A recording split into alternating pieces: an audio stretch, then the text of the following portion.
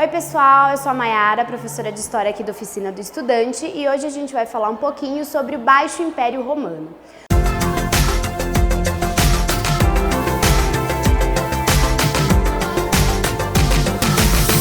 Toda vez em história que a gente utiliza esse termo baixo, a gente está se referindo a um processo de crise, a quebra de estruturas, a mudanças que ocorrem então no cenário histórico. Sobre o Baixo Império Romano, a gente tem que lembrar que ele vai então do século III ao século V depois de Cristo, tá? Existe uma questão do vestibular muito famosa que fala sobre esse contexto.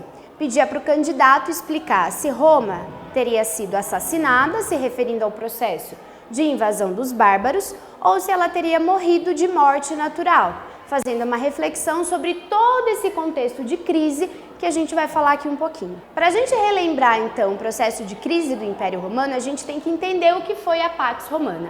A Pax Romana foi a diminuição das conquistas territoriais durante o Império. Antes, o exército, que tinha uma ordem de ataque, de anexar territórios para conquistar mão de obra escrava, já que desde o período republicano os escravos não poderiam mais se tornar escravos por dívidas, então a expansão ela se torna uma necessidade para o Império. Durante a Pax Romana, diminui a conquista territorial e, como consequência, a gente tem a diminuição do número de escravos.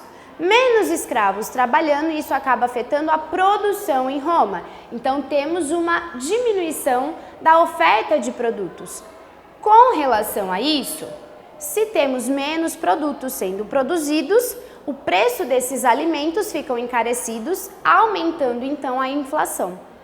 Em consequência disso, o comércio ele vai diminuir e as trocas naturais, ou seja, uma relação de escambo, troca de produto por outro produto, ela acaba retornando então ao Império Romano, e a agricultura de subsistência, que é uma das principais características do período feudal, ela começa a aparecer então aí no interior do Império. Se a gente parar para pensar, isso é uma causa e consequência. Os imperadores que vêm logo em seguida tentam contornar esse cenário de crise. Para superar então o problema de oferta de mão de obra, será criado a lei do colonato.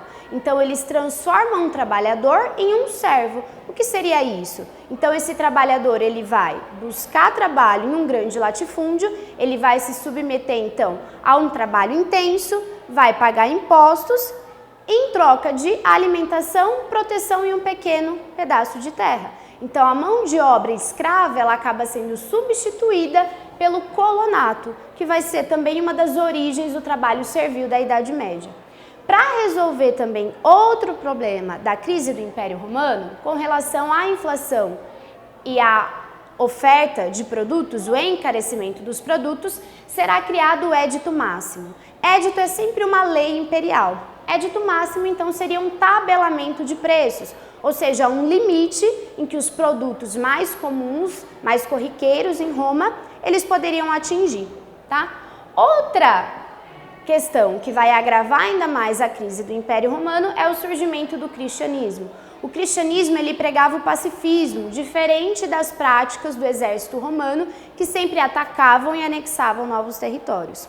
Com todo esse cenário de crise, as fronteiras acabam ficando desprotegidas, tá? E uma das bases do império, que era o exército, acaba se convertendo ao cristianismo. Serão criadas então uma série de leis que vão tolerar o cristianismo até que ele seja considerado a religião oficial do império. Com as fronteiras desprotegidas, o processo de invasão dos povos bárbaros, principalmente os povos germânicos, fica mais intenso. Lembrando que bárbaro era todo aquele povo que não compartilhava da cultura romana, tá? Povos estrangeiros. Essa invasão ela acontece de duas formas, né? Primeiro, uma invasão pacífica, onde esses povos vão adentrando ao Império Romano e são incorporados pelo Império. Alguns chegam até a participar do exército e alguns de uma forma mais violenta, o que vai causar a queda do Império Romano do Ocidente. Pessoal, curte e compartilha o nosso vídeo. Até a próxima!